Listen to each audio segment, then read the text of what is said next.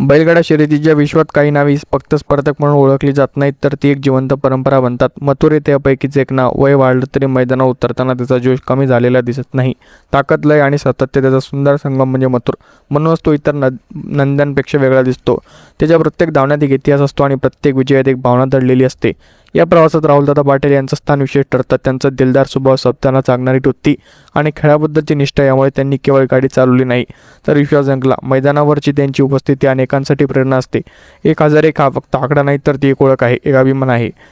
Mathur, Malhar, Bakasur, alien अशा नद्यांची नावे रंगणारी शर्यत फक्त वेगाची आहे, ती नात्यांची आहे. इथं जिंकणं महत्त्वाचं असतं, पण त्याहूनही महत्त्वाचं असतं परंपरा जपणं. म्हणूनच प्रत्येकाला ही संस्कृती अधिक सक्षम व्हावी असं वाटतं. प्रत्येक तालुक्यात उत्तम सुविधा असाव्यात, खेळ सुरक्षित आणि पारदर्शक व्हावा, नंदी तयार व्हावेत आणि सर्वांना समान संधी मिळावी. ही केवळ स्पर्धा नाही, हे काळजीशी जोडलेलं जग आहे आणि म्हणूनच मथुरसारखी नावं काळाच्या पलीकडे जाऊन दंतकथा बनतात.